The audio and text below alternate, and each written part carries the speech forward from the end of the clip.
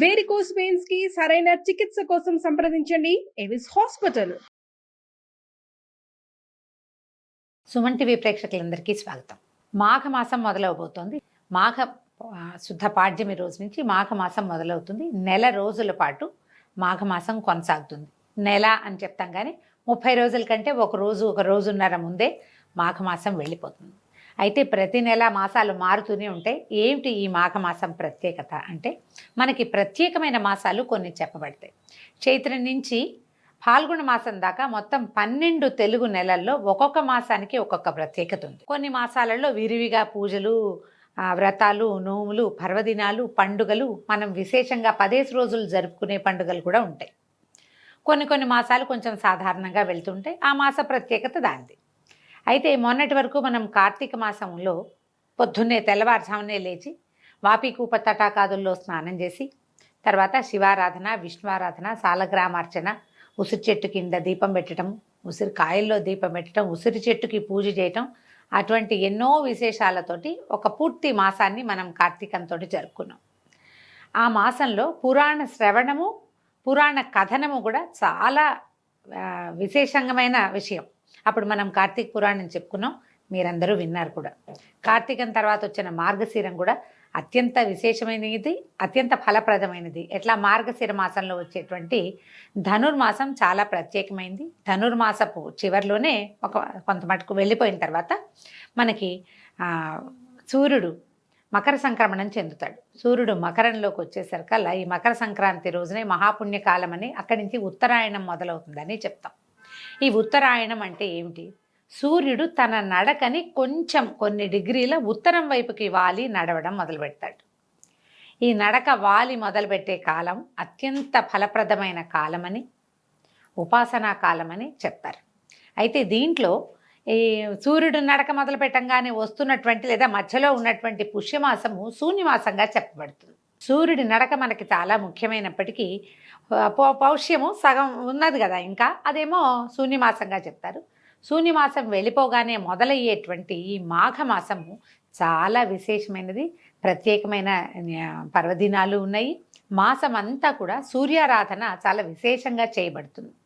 సూర్యారాధన ఎట్లా చేయాలి, సూర్యుడికి ప్రత్యేకంగా పూజ చేసే విధానాలు ఉన్నప్పటికీ ఏ విధానము తెలియని వాళ్ళు కూడా సూర్యుడిని సులభంగా ఉపాసన చేసుకోవచ్చు. ఉపాసన అనగానే అదేదో పెద్ద బ్రహ్మాండమైన విషయంగా కనపడుతుంది, వినపడుతుంది, కానీ ఏమీ లేదు. పొద్దున్నే స్నానం చేయటం, సూర్యుడికి ముఖం చూపించటం, చూడడమే. ఎదురుగుండా సూర్యబింబానికి ఇలా ఆయన ఇట్లా బయటకు వస్తూ ఉంటాడు, మనం చక్కగా ఎదురుకుండా నిలబెడతాం. సుస్నాతులై చక్కగా స్నానం చేసి, దీనికోసం మళ్ళీ మనం నదికో వాపీకూప తటాకాదులకో వెళ్ళక్కర్లా, ఇంట్లో స్నానం చేసినా సరిపోతుంది. వాపీకూప తటాకాదులకి ఏదైనా నదీ స్నానము, సముద్ర స్నానము చేస్తే మరింత ఫలప్రదము, విశేషము. చెయ్యలేకపోయినా తప్పులేదు. ఇంట్లో స్నానం చేసిన సూర్యోదయం అవ్వగానే సూర్యబింబాన్ని చూసి, మనకి అవకాశం ఉండి కుదిరితే ఓ చిన్న రాగి పాత్రలో కాసిన మంచినీళ్ళు తీసుకుని, అందులో ఓ తులసి దళమో 2 అక్షింతలో ఓ చిన్న పువ్వో వేసి సూర్యుడికి ఆ చెంబు చూపించి నమస్కారం చేసి, ఆ చెంబులో ఉన్న నీళ్ళని సూర్యుడి కోసం అర్ఘ్యమిస్తున్నట్టుగా భావించి, మంత్రాలు వచ్చిన వాళ్ళు మంత్ర విధానం చెప్పుకుంటారు, మనకి రాదు, మనం ఇలా చేయొచ్చు. ఏదైనా పచ్చని చెట్టులో ఆ నీరుని సూర్యుడికి చూపిస్తూ కనుక పోసేస్తే సూర్యారాధన పూర్తయిపోయినట్టే. మీరు విశేషంగా చక్కగా పాలతోటి పాయసం ఉండి నివేదన పెడతాము అంటే మహత్తరంగా ఉంటుంది. అది సాగకపోయినా నమస్కారము, అర్ఘ్యప్రదానము చాలా విశేషాన్ని సంతరించుకున్నాయి. ఈ నెల రోజులు కనుక సూర్యారాధన, సూర్యోపాసన చేసిన వాళ్ళకి ఆరోగ్యం సిద్ధిస్తుంది అని చెప్తారు. ఇది చాలా విశేషమైనదని, ఎన్నో రకాల పాపాలు చేసిన వాళ్ళు కూడా ఈ ఉపాసన వల్ల దాన్ని పోగొట్టుకోగలుగుతారని చెప్తారు. కార్తీక మాసంలో లాగానే ఈ మాఘమాసంలో కూడా మాఘ పురాణం వింటాం, అంటే మాఘమాస మహాత్మ్యాన్ని వినడం కూడా చాలా మంచి విషయం. మాఘమాస వైశిష్ట్యాన్ని చెప్పేవాళ్ళు, వినేవాళ్ళు కూడా తరిస్తారని, ఎన్నో రకాల పాపాలు అవి పోగొట్టుకోవచ్చని, తర్వాత ఆరోగ్యం కూడా సిద్ధిస్తుందని చాలా విశేషంగా చెప్పబడింది. ఈ రోజు నుంచి రోజు పొద్దున్నే లేదా ముందు రోజు సాయంత్రమైనా మనం మాఘ పురాణం చెప్పుకుందాము. సాయంకాలము రిలే మన వాళ్ళు ట్రాన్స్మిట్ చేస్తారు, పొద్దున కూడా వస్తుంది. కుదిరితే ముందు రోజే వినండి, లేదా మర్నాడు పొద్దున, మధ్యాహ్నం, సాయంత్రం, రాత్రి లోపల ఎప్పుడు కుదిరితే అప్పుడు మాఘమాస వైశిష్ట్యాన్ని తప్పకుండా వినండి. ఇది ఒక మంచి అవకాశం కదా. సోషల్ మీడియా వచ్చాక మనకి చాలా మంచి మంచి అవకాశాలు లభిస్తున్నాయి. అందులో ఈ పురాణ శ్రవణాలు ఒకటి. పుస్తకం మనమే తెచ్చుకుని చదువుకోగలిగితే చాలా బాగుంటుంది. కానీ మరి అది పని చేయగలమో లేదు. చేయగలిగిన వాళ్ళు చక్కగా పుస్తకం పెట్టుకుని దేవుడి దగ్గర కూర్చున్నప్పుడే పూజ చేసేసుకోవటము, మాఘ పురాణం చదువుకోండి. అవకాశం లేని వాళ్ళు హాయిగా వినండి, చక్కగా చెప్తాను, సంతోషంగా విని పూజ చేసుకోవటము సింపుల్ పూజే. కానీ తప్పకుండా సూర్యారాధనని మీ జీవితంలో భాగం చేసుకోండి. పిల్లలకు కూడా దీన్ని అలవర్చండి. సో ఇవాళ నుంచి మన మాఘ పురాణం మొదలు పెడతాం.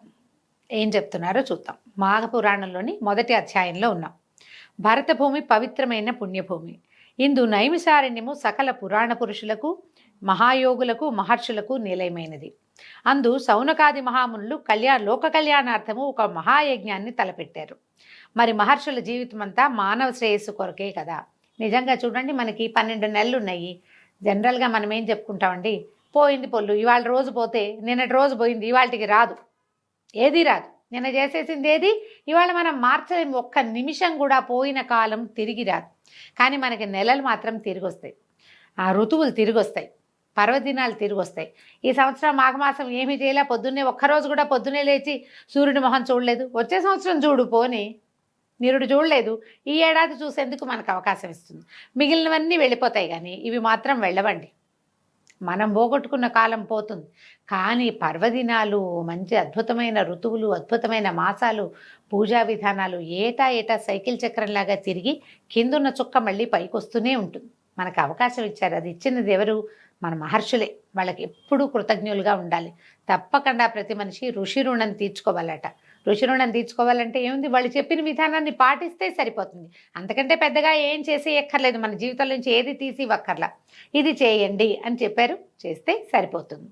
తలపెట్టిన మహాయజ్ఞం పరిసమాప్తం అవడానికి ఒక పుష్కర కాలం పడుతుంది. సత్రయాగం అంటారండి, 12 సంవత్సరాలు పడుతుందట. ఈ యజ్ఞము నిర్విఘ్నంగా కొనసాగటం కోసం నైమిషారణ్యంలోని గోమతి నదీ తీర ప్రాంతాన్ని యజ్ఞస్థలంగా ఎంచుకొని ఒక శుభముహూర్తంలో మహాయజ్ఞాన్ని ప్రారంభించారు. ఆ యజ్ఞాన్ని చూసి తరించాలని భరతఖండంలోని నలుదిక్కుల నుంచి తపోధనులు ఎందరో వచ్చి యజ్ఞశాల సమీపంలో నివాసం ఏర్పరచుకున్నారు. అందులో శతాధిక వృద్ధులు, సకల శాస్త్ర పారంగతులు, వేద పండితులు, బ్రహ్మతేజస్సుతో విరాజిల్లే తపోధనులు, మునికుమారులు ఇత్యాదులు ఎందరో ఉన్నారు. అనుభవశాలుడైనటువంటి మునీశ్వరులు ఎందరో తమ తమ శిష్య బృందంతో, పరివారంతో, మహర్షులతో, వేదశాస్త్ర మంత్ర కోవిదులతోటి తండోపతండాలుగా ఈ యజ్ఞశాలని చేరుకున్నారు. ఈ యజ్ఞశాల అంతా వీళ్ళందరితోటి కిటకిటలాడిపోతోందట. సకల లోక కళ్యాణార్థమై 12 సంవత్సరాల పాటు ఏకధాటిగా సాగే ఆ మహాయజ్ఞానికి సకల శాస్త్ర పురాణ కోవిదుడు, పురాణములు చెప్పుటలో ఔపోసన పట్టిన దిట్టయు అయినటువంటి సూత మహర్షి కూడా తన శిష్య బృందంతో వేంచేశాడు. ఆ మహాయజ్ఞ నిర్వహణ కార్యక్రమాల్లో నిమగ్నమయ్యాడట. సూత మహాముని కథలు ఒక విషయము మనం ఎన్నో కథల్లో వింటామండి. అయితే సూత మహాముని చాలా విశేషమైన వాడు. మనకి చాలా వ్రతగాథల్లో సూత మహాముని ఇట్లా చెప్పడం మొదలుపెట్టాడు. సూత మహామునే మహాభారతాన్ని ఇంకొకళ్ళకి చెప్పాడు. నలదమయంతుల కథ సూత మహామునే చెప్పాడు. ఇట్లా సూత మహర్షి ఎందరికో ఎన్నో రకాల పురాణ గాథల్ని తెలియజేశాడు. ప్రఖ్యాత పౌరాణికుడు అనమాట. మాలాంటి వాళ్ళకి ఆదర్శప్రాయుడు. ఆయనకి దండం పెట్టుకుని ఏదైనా మొదలు పెట్టాలి కథ చెప్పటం. సూత మహర్షి రాకతోటి ఆ ప్రాంతమంతా సంతోష సాగరంలో మునిగిపోయింది. అక్కడున్న సమస్త జనులు సూతుల వారి ఆశీర్వాదంతో, పర్యవేక్షణతో యాగం నిరాటంకంగా కొనసాగుతుందని ఆనందించారు. ఎంతో ఆనందంగా ఉన్నారట. ఈయన చాలా పండితోత్తముడు. వేదశాస్త్ర ఇతిహాసాది సమస్త విద్యల యందు ఆరితేరినవాడు. ఆమూలాగ్రం సకల శాస్త్రాలు తెలిసినవాడు. ఇవన్నీ కూడా కరతలా మలకాలట. ఆయనకి చేతిలో ఉన్న ఉసిరికాయలు లాంటివి అన్నమాట. వారి ముఖం నుంచి నిత్యము బ్రహ్మతేజస్సు ప్రకాశిస్తూ ఉంటుంది. ఆయన నిత్య మందస్మిత వదనారవిందుడు, ఎప్పుడూ చక్కగా నవ్వుతూ ఉంటాడట. బహుముఖ ప్రజ్ఞాశాలి అయినటువంటి సూత మహర్షికి అక్కడ ఉన్న వాళ్ళంతా అనేక నమస్కారాలు చేసి స్వాగత సత్కారాలు చేశారు. ఆయన్ని వేనోళ్ళ పొగిడారు. నీ వల్ల నీ రాక మాకందరికీ ఆనందదాయకంగా ఉంది. నీ వల్ల ఈ సభా వేదిక అన్నీ పావనమైనాయని పదే నమస్కారాలు చేసుకుంటూ ఏమన్నారంటే, ఇంత రోజుల నుంచి మేము ఇక్కడికి వస్తూ నువ్వు వస్తావని ఎదురు చూస్తున్నాము. నీ నుంచి ఎన్నో విధములైనటువంటి పురాణ గాథల్ని తెలుసుకోవాలని ఉవ్విళ్ళూడుతున్నాం. మమ్మల్ని ఆశీర్వదించి మా అభిష్టాన్ని నెరవేర్చండి అని చెప్పారు. ఉదయకాలం అంతా యజ్ఞంలో మునిగి ఉండేవాళ్ళు. సాయంకాలం పూట ఈ పురాణ గాథా శ్రవణం జరుగుతూ ఉండేదట. ఆయన వాళ్ళందరి కోరికని గ్రహించి, జనులారా, లోక కళ్యాణార్థం ఇంతటి మహాయజ్ఞాన్ని తలపెట్టడం నాకెంతో ఆనందాన్ని కలగజేస్తోంది. ఇది ఎంతో శ్లాఘనీయమైంది. యజ్ఞ విరామ సమయంలో మీరు నా నుంచి పురాణ గాథలు వినాలని అనుకోవటం కూడా చాలా అభినందించవలసిన విషయము. పుణ్యకార్యములందు పురాణ ప్రవచనములు చేయుట మిక్కిలి పుణ్యదాయకము. మిమ్మల్ని అందరినీ నా శక్తి కొద్దీ పురాణ ప్రవచనం చేసి తృప్తిపరచగలను. ఇదే నా విద్యుక్త ధర్మం. తప్పకుండా మీ కోరిక నెరవేరుస్తానని చెప్పాడు. ముందంతా యాగంలో మునిగారు. చాలా పనులు ఉంటాయి యజ్ఞం అంటే. ఇప్పుడే యజ్ఞాలు చాలా పెద్దవండి. పురాతన కాలంలో ఇన్ని అవకాశాలు లేని చోట అప్పుడు మరింత కష్టంగా ఉండేది. యజ్ఞం చాలా పెద్ద క్రియ. సంతోషించి సౌనకాది మునులందరూ కూడా సూత మహర్షిని అర్ఘ్యపాద్యాదులతోటి పూజించి తగు రీతిన సత్కరించి ఉచితాసనం మీద ఆసీనుల్ని జయించారు. సరే, క్రమంగా మొత్తం యజ్ఞము వ్యవహారము అన్నీ మొదలుపెట్టారనమాట. సరే, పొద్దునంతా ఈ వ్యవహారం అయిన తర్వాత సాయంకాలము కొంచెం విశ్రాంతి తీసుకున్న తర్వాత ఆయనకు ఒక ఆసనం ఏర్పరిచి ఆయన అక్కడ కూర్చోబెట్టి ఈ శౌనక మహాముని చెప్తున్నాడు అనమాట. నీ ద్వారా మేము అనేక ఇతిహాస రహస్యాలు అందులో సారాన్ని గ్రహించాం తండ్రి. వీలైనప్పుడల్లా తమరు మాకు అనేక రకాల కథా కాలక్షేపంతో పాటు నీతి శాస్త్రాన్ని కూడా బోధిస్తూనే ఉన్నారు. అయినా కూడా ఇది ఒక అంతులేని సముద్రం వంటిది. మీరు సమస్త లోకాలయందు సంచరిస్తూనే ఉంటారు కాబట్టి సిద్ధపురుషులైన మీ నుంచి ఎప్పటికప్పుడు కొంగొత్త విషయాలని నేర్వవలనే కోరికతోటే ఉంటాము. మాకు తెలియని విషయాలు ఏమైనా ఉంటే విరామ సమయాల్లో వినిపించండి. ఇది విరామం కాబట్టి ఇది చెప్పమన్నారట. అయితే ఈయన ఏమన్నాడు, సౌనకాది మునులారా, మీ మనసులోని కోరిక నేను గ్రహించాను. మీరు వినదగిన నాకు తెలిసిన పురాణ గాథలన్నిటి శాయశక్తులా మీకు వినిపిస్తాను. ఈ పుణ్యకథలు చెప్పటం వల్ల, ఇప్పుడు యజ్ఞ సమయంలో చెప్పడం వల్ల మీకు మంచిది, నాకు కూడా మంచిది. శ్రద్ధగా వినండి అని ఒక కథ చెప్పడం మొదలుపెట్టారు. ఏం చెప్తున్నారు వీళ్ళంతా? ఆహా, ధన్యోస్మి అని ప్రతి వాళ్ళు నమస్కారాలు చేశారు. కథలు వినటం ఎవరికైనా ఇష్టమేనండి. కథని ఏదో ఒక గాథ, ఏదో ఒకటి కల్పిత గాథ కాకుండా నిజంగా జరిగినది, ప్రత్యక్ష నిదర్శనం కలిగిన విషయాన్ని సాకల్యంగా ఆమూలాగ్రం శ్రీ నుంచి శుభం వరకు మొత్తం కథ అంతా ఎవరైనా వివరంగా, మళ్ళీ అందులో జరిగిన సంఘటనల్ని ఎంతో కొంత విస్తరంగా చెప్తుంటే ఇంటర్ప్రేట్ చేస్తూ అసలు ఉద్దేశం ఏమిటి, కథాగమనంలో వచ్చినటువంటి విశేషాలని మరింత విశదీకరించి నీతి వాక్యాలతోటి కనుక తెలియజేస్తే జీవితానికి ఎంతో ఉపయోగపడుతుంది. పురాణ శ్రవణం ఎప్పుడు మంచిదేనండి. ఈ సౌనకాది మునులు వాళ్ళంతటి వాళ్ళు ఎంతో తపస్సు చేసుకోగలిగిన వాళ్ళు, స్వయంగా తపస్సులు, ప్రతి వాళ్ళు పండితులు అయినా కూడా మనకంటే పెద్దవాడు చెప్పేది వినాలన్న వినయం ఉండటం ఇక్కడ చాలా విశేషమైన సంగతి. అయితే ఇప్పుడు ఏం చెప్తున్నారంటే, ఓ మునులారా, మీ కోరిక చాలా నచ్చింది నాకు. అయితే మీరు ఏం వినాలనుకుంటున్నారు అని అడిగేసరికల్లా వీళ్ళు ఏం చెప్పారు, అక్కడున్న ఆయన ఒక పెద్ద మనిషి, ఒక మహాముని చెప్తున్నారట. పురాణ పురుష, పద్మపురాణాంతర్గతమైన మాఘమాస మహాత్మ్యాన్ని వినాలని ఉత్సుకతతోటి ఉన్నాము. కాబట్టి మాకు మాఘమాస మహాత్మ్యము, ఆ మాసంలో ఆచరించవలసినటువంటి విధి విధానాలను, ధర్మాలను వినిపించి మమ్మల్ని ధన్యులు చేయమని అడిగారు. దాంతో సరే ఈయన చెప్పబోతున్నారనమాట. మాఘ పురాణం వినటం ఎల్లరకు శ్రేయోదార్ఘ్యమే. ఈ మహాయజ్ఞ పుణ్యకార్య సమయంలో మాఘమాస మహాత్మ్యం వినిపించే మహద్భాగ్యం కలిగినందుకు నాకెంతో సంతోషంగా ఉంది. సావధానులై వినమంటున్నారు.